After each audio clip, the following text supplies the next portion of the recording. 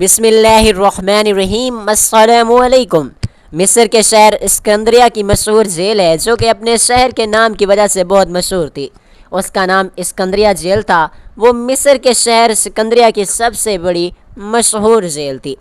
اس jail کو سلطان نور الدین زنگی رحمۃ اللہ علیہ کے دور میں تعمیر کیا گیا تھا، اور یہ ایسی جیل تھی جس میں پھانسی یا پھر سزائے موت کے قیدی یا پھر عمر قید کے قیدیوں کے لیے بنائی گئی تھی۔ اس کے علاوہ سلطان صلاح الدین ایوبی رحمۃ اللہ علیہ کے تخت نشین ہونے کے بعد اس کا ایک حصہ عارضی مجرموں کو قید رکھنے کے لیے بھی بنایا گیا تھا۔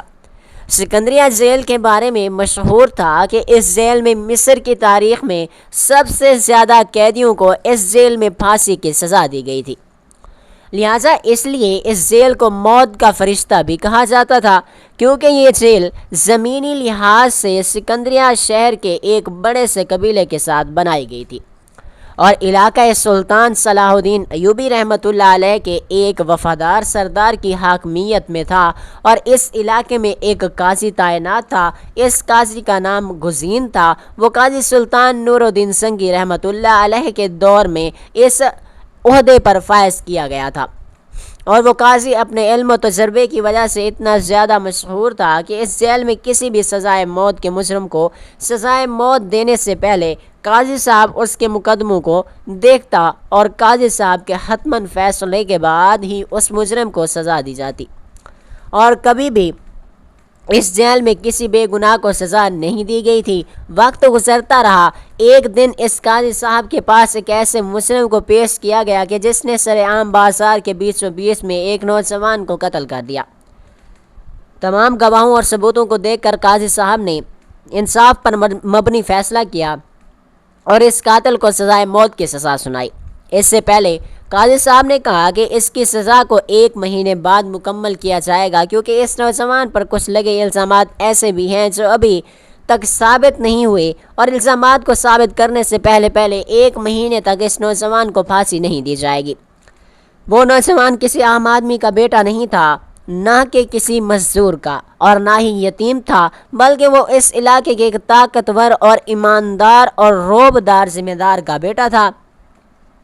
قاضی صاحب نے اس ذمہ دار سے پوچھا، ذمہ دار صاحب آپ اپنی رائے اب دیں، آپ اس مقدمے کے بارے میں کیا چاہتے ہیں؟ تو ذمہ دار صاحب نے کہا کہ قاضی صاحب میں صرف اور صرف یہی چاہتا ہوں کہ اس عدالت میں ہمیشہ کی طرح انصاف کیا جائے، اور انصاف یہی ہے کہ میرے بیٹے نے بازار میں ایک نوجوان کو واقعی قتل کیا ہے، اور قتل کی سزا صرف اور صرف سزائے موت ہی ہوتی ہے، لہٰذا آپ انصاف پر مبنی فیصلہ کریں۔ قاضی صاحب نے نوجوان کے باپ کے فیصلے کو دیکھ کر بڑا متاثر ہوا، اور اس کے بعد اپنے فرض کے مطابق اس نوجوان کو سزائے موت کی سزا سنا دی۔ لیکن قاضی صاحب کی پریشانی حیرت میں اس وقت بدلی جب یہ نوجوان سزائے موت کا حکم سننے کے بعد بھی مسکرانے لگا، اور اپنے باپ کا کندھا تھامتے ہوئے کہا کہ بابا جان، آپ نے پریشان نہیں ہونا، اگر آپ کا ایک بازو جا رہا ہے تو پیچھے میرا چھوٹا بھائی بھی ہے، آپ کا دوسرا بازو ہے، اور یہ صرف اور صرف ایک بازو نہیں ہے بلکہ دونوں بازو بن کر دکھائے گا۔ قاضی صاحب بڑا حیران تھا کہ یہ نوجوان آخر کس مٹی کا بنا ہوا ہے کہ میں نے اس کو سزائے موت سنا دی ہے اور یہ مسکراتا جا رہا ہے۔ قاضی صاحب بہت سے واقعات میں لوگوں کو بتاتے کہ اس نوجوان کے چہرے پر اتنا سکون اور اتنی خوشی تھی کہ میں حیران تھا کہ آخر یہ نوجوان رہا نہیں ہو رہا بلکہ اس کو سزائے موت ہو رہی ہے، لیکن یہ اتنا پرسکون کیسے ہے؟ آخر اس کے چہرے پر اتنا اطمینان کیسے ہے؟ قاضی صاحب نے اس سے پوچھنا چاہا، لیکن اس قدر حیرانی میں ڈوبا کہ قاضی صاحب اس سے اصل صورتحال کے بارے میں پوچھ نہ سکا۔ سپاہی اس کو سکندریہ جیل میں لے گئے، اور وہ نوجوان اپنی زندگی کے آخری دن گزار رہا تھا۔ وقت گزرتا رہا اور تقریباً اس مقدمے کو 15 دن گزر گئے۔ قاضی صاحب کے دل میں ابھی تک وہ خیالات باقی تھے۔ ایک دن قاضی صاحب نے اپنے قریبی محافظ کو اپنے پاس بلایا اور کہا کہ میں سکندریہ جیل میں جا کر اس قیدی سے ملنا چاہتا ہوں، اور میں اس سے کچھ سوال پوچھنا چاہتا ہوں۔ اس نے مجھے بہت حیران کیا ہے۔ قاضی صاحب کے قریبی محافظ نے سپاہیوں کا دستہ تیار کیا، اور قاضی صاحب سکندریہ جیل میں پہنچ گئے۔ جب قاضی صاحب سکندریہ جیل میں پہنچے تو قاضی صاحب کی حیرت مزید پریشانی میں بدل گئی۔ کیونکہ اس جیل میں جتنے بھی پھانسی کی سزا پانے والے قیدی تھے وہ سب کے سب ایک ساتھ مسکرا رہے تھے، آپس میں اس طرح ہنس کھیل کر باتیں کر رہے تھے جیسے وہ کوئی جشن منایا جا رہا ہو۔ قاضی صاحب بڑا حیران تھا، لیکن قاضی صاحب کی سمجھ میں کچھ نہیں آ رہا تھا۔ قاضی صاحب نے جیلر کو اپنے پاس بلایا اور کہا کہ اے جیلر صاحب، آخر یہ کیا معاشرہ ہے؟ کیا تم نے ان کو کوئی خبر سنائی ہے کہ قاضی صاحب نے ان کی سزا ختم کر دی ہے یا ان کو موت کی سزا نہیں دی جا رہی؟ جیلر صاحب نے کہا کہ نہیں حضور، ایسی کوئی بات نہیں، ہم خود بہت زیادہ پریشان ہیں، آخر یہ سب قیدی اتنے اطمینان سے کیوں ہیں؟ پھر قاضی صاحب نے کہا کہ کیا اس کے بارے میں تمہیں کوئی پتہ ہے؟ تو جیلر نے کہا کہ قاضی صاحب، جب سے فلاں نوجوان کو اس جیل میں پھانسی کی سزا دینے کے لیے آپ لوگوں نے بھیجا ہے، اس دن سے تمام قیدی بہت خوشحال اور پرسکون ہیں۔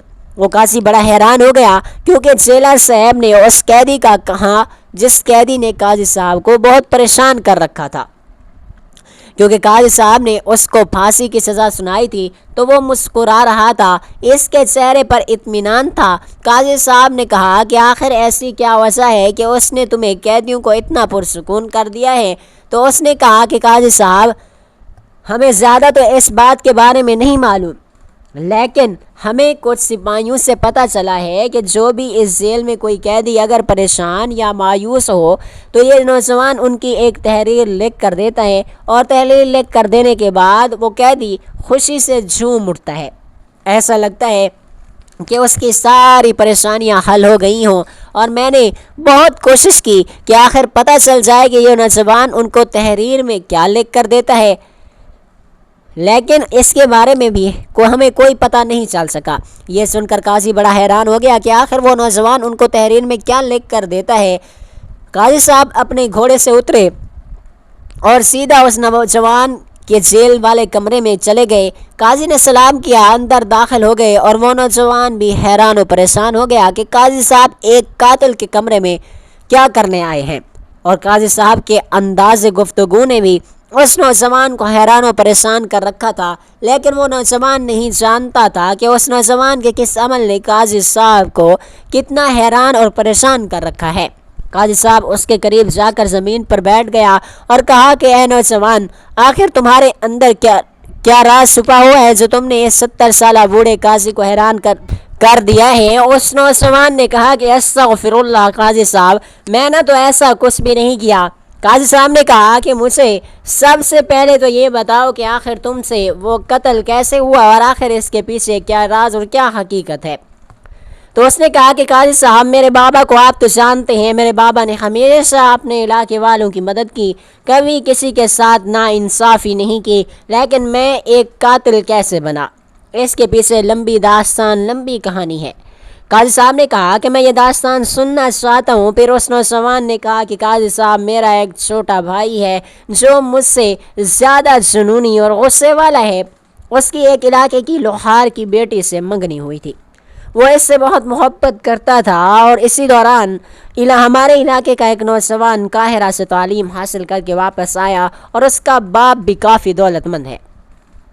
لوہار کی بیٹی پورے علاقے کی سب سے خوبصورت و حسین و جمیل لڑکی ہے۔ جب اس نوجوان کو پتہ چلا کہ اس کی منگنی میرے بھائی سے ہو چکی ہے، وہ اپنی خاندانی دشمنی کو نبھانے کے لیے اس نے لوہار کو جا کر دھمکی دی کہ اگر تو نے اپنی بیٹی کا نکاح مجھ سے نہ کیا تو میں تیری بیٹی کو اٹھا کر لے جاؤں گا اور تیری عزت برباد ہو جائے گی، تیری عزت کو پامال کروں گا، تیری عزت کو تار تار کروں گا۔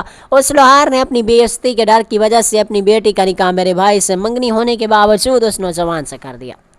اس نوجوان کا غرور اور بھی بڑھ گیا تھا، کیونکہ اس نے میرے بھائی کی عزت کو چھین لیا تھا۔ ایک دن میں اور میرا بھائی بازار سے جا رہے تھے کہ میرا بھائی گھوڑے پر سوار میرے پیچھے بیٹھا ہوا تھا اور میں آگے تھا۔ اچانک سے وہ نوجوان اپنے 3-4 سپاہیوں کے ساتھ ہمارے سامنے آ گیا اور میرے بھائی کو بازار میں نیچا دکھانے لگا اور اسے گندی گندی گالیاں دینے لگا۔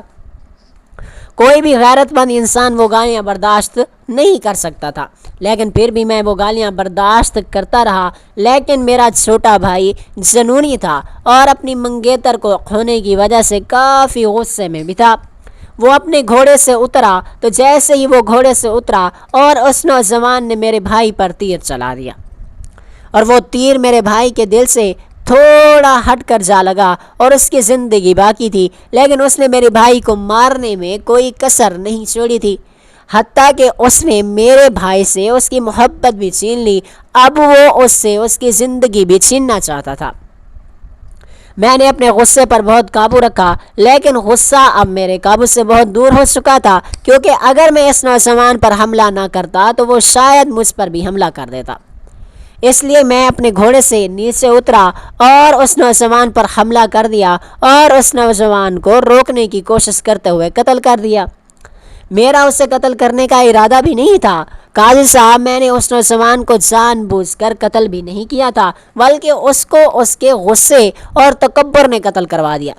بس میں صرف اور صرف اس کا مہرہ بن گیا۔ قاضی صاحب، میں جانتا ہوں کہ میں گنہگار نہیں ہوں، لیکن میں گناہ کا ذریعہ بن گیا ہوں، اس لیے میں مطمئن ہوں کہ میں نے کوئی گناہ نہیں کیا، اور جو بے گناہ پھانسی کی سزا بھگتتے ہیں ان کی آخرت میں جنت ہوتی ہے، اور جنت میں جانے والا کون نوجوان ہے جو بیزار ہوگا۔ یہ سن کر قاضی بہت حیران ہوا کہ آخر اس دنیا میں اس طرح کے نوجوان بھی موجود ہیں۔ پھر قاضی صاحب نے کہا کہ میرا تم سے ایک دوسرا اور آخری سوال ہے، اس کا مجھے جواب دے دو۔ قاضی صاحب نے کہا کہ میں نے جب اس جیل میں موجود تمام قیدیوں کو مطمئن اور خوش دیکھا تو میں نے جیلر سے پوچھا کہ اس کے پیچھے کیا وجہ ہے اور اس کے پیچھے کیا راز ہے، تو اس نے بتایا کہ تم جو بھی قیدی مایوس ہو یا پریشان ہو ان کو ایک تحریر لکھ کر دیتے ہو، اور وہ تحریر پڑھنے کے فوراً بعد وہ قیدی کھل اٹھتا ہے، اس کی مایوسی کہیں دور بھاگ جاتی ہے۔ یہ سن کر وہ نوجوان مسکرانے لگا اور کہا کہ قاضی صاحب، میں اس تحریر کے راز کے بارے میں کسی کو نہیں بتا سکتا۔ قاضی صاحب، آپ میری یہ گستاخی نہ سمجھیں بلکہ میری مجبوری سمجھیں، اس راز کو نہیں بتا سکتا۔ قاضی صاحب کے بار بار اصرار کرنے کے باوجود اس نوجوان نے اس راز کے بارے میں کسی کو کچھ نہیں بتایا۔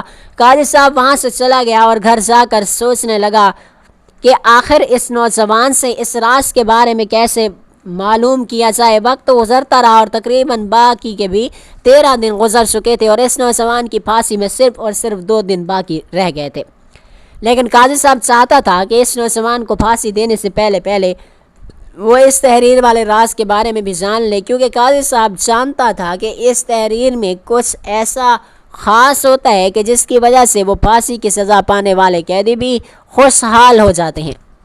ایک رات قاضی صاحب سوچتے سوچتے اپنے بستر پر لیٹ گیا، اور اسی سوچ میں قاضی صاحب اپنے بستر پر لیٹا ہوا تھا کہ اتنے میں قاضی صاحب کے دل و دماغ میں ایک خیال آیا، کیوں نہ اگر میں سلطان صلاح الدین ایوبی رحمۃ اللہ علیہ کے پاس چلا جاؤں، اور اگر خود سلطان صلاح الدین ایوبی اس نوجوان سے اس راز کے بارے میں پوچھیں تو وہ ضرور اس راز کے بارے میں بتائے گا۔ لیکن قاضی صاحب نہیں جانتا تھا کہ وہ نوجوان بہت زیادہ ضدی ہے اور شاید یہ واقعہ یعنی اس راز کے بارے میں کسی کو نہیں بتائے گا۔ قاضی صاحب صبح سویرے نماز فجر ادا کرنے کے بعد اپنی منزل کی طرف روانہ ہو گیا اور سلطان صلاح الدین ایوبی رحمۃ اللہ علیہ کی خدمت اقدس میں حاضر ہوا، اور سلطان کو شروع سے لے کر مکمل داستان بیان کی، اور سلطان کو بتایا کہ سلطان معظم، میں نے ایک قاتل کو سزائے موت کی سزا سنائی ہے، تو میں نے اس کے چہرے پر اتنا اطمینان دیکھا کہ جس نے مجھے بھی حیرت میں ڈال دیا۔ اس کے بعد میں اس حیرت کو ختم کرنے کے لیے اس قیدی کو ملنے جیل میں گیا تھا، اس نوجوان سے اس عجیب و غریب خوشی کے بارے میں پوچھ سکوں، تو وہاں جا کر میری حیرت مزید بڑھ گئی، کیونکہ وہاں کے سارے قیدی بڑے اطمینان و سکون سے اور خوش تھے۔ اور جب جیلر سے پوچھا گیا کہ اس کی وجہ کیا ہے تو اس نے بتایا کہ یہ نوجوان تمام قیدیوں کو جو مایوس ہوتے ہیں ان کو ایک چٹھی لکھ کر دیتا ہے، اور وہ اس چٹھی میں لکھی تحریر پڑھ کر وہ قیدی خوش ہو جاتے ہیں اور ان کے چہرے پر خوشی مسکراہٹ سی چھا جاتی ہے۔ اور اس راز کے بارے میں نے اس نوجوان سے پوچھا، لیکن اس نے بتانے سے صاف انکار کر دیا۔ سلطان صلاح الدین ایوبی رحمۃ اللہ علیہ خود حیران ہو گئے کہ آخر وہ نوجوان چٹھی میں ایسا کیا لکھتا ہے۔ پھر سلطان صلاح الدین نے کچھ سوچتے ہوئے اپنے قریبی کمانڈر کو حکم دیا کہ جا کر اس نوجوان کو جیل سے لے کر آؤ اور عدالت میں حاضر کرو، تاکہ میں اس راز کے بارے میں اس نوجوان سے پوچھ سکوں۔ کمانڈر صاحب اسی وقت سپاہیوں کے دستے کے ساتھ روانہ ہوا اور ظہر کی نماز تک اس قیدی کو لے کر سلطان صلاح الدین ایوبی کے سامنے حاضر ہوا۔ لیکن جب سلطان صلاح الدین ایوبی نے اس سے پوچھا تو اس نے کہا کہ سلطان معظم، میں اس راز کے بارے میں کسی کو نہیں بتا سکتا، چاہے اس کے لیے جان ہی کیوں نہ چلی جائے، ویسے بھی مجھے 2 دن کے بعد پھانسی ہو جانی ہے۔ جب سلطان نے دیکھا کہ یہ نوجوان بہت زیادہ ضدی ہے، لہٰذا سلطان نے حکم دیا کہ اس کو دوبارہ اپنی قیام گاہ پر لے جایا جائے۔ جب وہ چلا گیا تو قاضی صاحب نے کہا کہ حضور، اب کیا ہو گیا ہے، اب کیا ہوگا اس راز کا؟ کیا یہ راز اس کی موت کے بعد دفن ہو جائے گا؟ سلطان کی گہری سوچ میں پڑ گیا اور تھوڑی دیر سوچنے کے بعد سلطان کے دماغ میں ایک ترکیب آئی۔ سلطان نے قاضی صاحب کو کہا کہ تمہیں میری ایک ترکیب پر عمل کرنا ہوگا تاکہ تمہیں اس راز کے بارے میں پتہ چلے۔ قاضی صاحب نے کہا کہ وہ کیسے؟ تو سلطان نے کہا کہ تم نے بتایا کہ وہ نوجوان صرف سزائے موت کے مایوس قیدی کو ہی چٹھی لکھ کر دیتا ہے۔ اگر تم بھی سزائے موت کے قیدی بن کر اسی جیل میں چلے جاؤ تو وہ تحریر میں چھپا راز تمہیں بھی پتہ چل جائے گا۔ قاضی صاحب نے بڑے چونک گئے اس بات کے اوپر کہ سلطان معظم، یہ کیسے ممکن ہے؟ میں کسی کا قتل کیسے کروں گا اور مجھے پھانسی کی سزا کیسے ہوگی؟ تو سلطان نے کہا کہ یہ سب کرنے کی تمہیں کوئی بھی ضرورت نہیں ہے، بس تمہیں اپنا بھیس بدلنا ہے اور اس راز کے بارے میں معلوم کرنا ہے۔ تمہیں اسی جیل میں سزائے موت کے قیدی بن کر جانا ہے اور آگے کا کام تم خود جانتے ہو۔ قاضی صاحب کو سلطان کی یہ ترکیب بہت زیادہ پسند آئی اور قاضی صاحب اپنے گھر گیا اور فوراً بیس بدل کر سپاہیوں کو حکم دیا کہ مجھے اس جیل میں جا کر ڈال دیا جائے اور جیل میں یہ جا کر پیغام دو کہ یہ قاہرہ کا ایک بہت بڑا قیدی ہے اور اس کو 2 دن کے اندر پھانسی ہونے والی ہے۔ قاضی صاحب نے اپنا بھیس بدلا، کسی نے بھی اس قاضی صاحب کو نہیں پہچانا کہ تمام قیدیوں میں سزائے موت کی سزا سنانے والا قاضی خود بھیس بدل کر جیل میں پہنچ گیا۔ آدھا دن گزر گیا اور اس نوجوان کو کسی قیدی نے جا کر بتایا کہ حضور، آج اس جیل میں ایک اور قیدی کو لایا گیا ہے جس کو 2 دن کے اندر پھانسی کی سزا ہونے والی ہے اور بہت پریشان ہے کیونکہ بتایا گیا ہے کہ اس کی بیوی بچوں کا پیچھے کوئی ولی وارث نہیں، وہ سخت اذیت میں ہے۔ جب اس نوجوان کو پتہ چلا تو اس نے اپنے ساتھی کو کہا کہ اس قیدی کو جا کر میرے پاس لاؤ اور اس کو خوش کرنے کا وقت آ گیا ہے۔ قاضی صاحب اس انتظار میں بیٹھا تھا کہ میں کیسے اس کے پاس پہنچوں گا۔ تھوڑی دیر بعد قاضی صاحب کے پاس ایک قیدی آیا اور کہا کہ چلو، تمہیں ہمارا سردار بلا رہا ہے۔ کیونکہ تمام قیدی اس نوجوان کو اپنا سردار سمجھتے تھے، قاضی صاحب کو اس سردار کے پاس لے جایا گیا اور اس سردار نوجوان نے قاضی صاحب کو ایک چٹھی پر تحریر لکھ کر دی اور جب وہ تحریر قاضی صاحب نے پڑھی تو قاضی صاحب کے پیروں تلے سے زمین نکل گئی۔ قاضی صاحب اسی وقت دوڑا اور وہ تحریر لے کر اپنے گھوڑے پر سوار ہوا اور سلطان صلاح الدین ایوبی رحمۃ اللہ علیہ کی عدالت میں پیش ہو گیا اور سلطان لوگوں کے مسائل سننے میں مصروف تھے۔ اتنے میں قاضی صاحب اسی قیدی کے بھیس میں سلطان صلاح الدین ایوبی کے سامنے حاضر ہوا اور سلطان بھی قاضی کو نہیں پہچان سکا۔ وہ تحریر قاضی صاحب نے سلطان کے سامنے رکھی تو سلطان کے ہوش اڑ گئے کیونکہ اس تحریر میں جو لکھا گیا تھا وہ واقعتاً میں بہت پریشان کر دینے والا تھا۔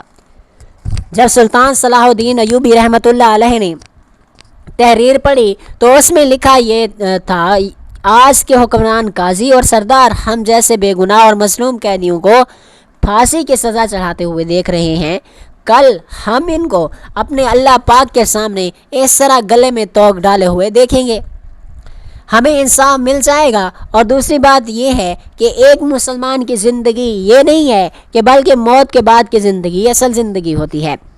سلطان صلاح الدین ایوبی رحمۃ اللہ علیہ پریشان حال ہو گئے، آخر اس تحریر کا کیا مقصد ہے اور اس کا کیا مطلب ہے؟ سلطان اسی وقت اپنے گھوڑے پر سوار ہوئے اور قاضی صاحب کے ساتھ سکندریہ جیل میں پہنچ گئے اور جا کر اس نوجوان کے سامنے وہ تحریر پر رکھی اور کہا کہ اے نوجوان، تمہارا راز کھل چکا ہے، اب اس راز کے بارے میں کھل کر بتاؤ، آخر اس تحریر کے لکھنے کا کیا مقصد ہے، کیا مطلب ہے؟ تو یہ دیکھ کر وہ نوجوان مسکرانے لگا اور کہا کہ سلطان معظم، قاضی صاحب جانتے تھے کہ میں نے بے شک اس نوجوان کو قتل اسی وجہ سے کیا کیونکہ وہ مجھ پر حملہ آور ہو رہا تھا اور میں نے اپنی جان کی حفاظت کرتے ہوئے اس کو قتل کر دیا۔ شریعت میں بھی یہی ہے کہ اپنی جان کی حفاظت کرتے ہوئے اگر تم دوسرے کو قتل کر دیتے ہو تو اس کے بدلے میں تم پر کوئی قصاص نہیں ہوگا۔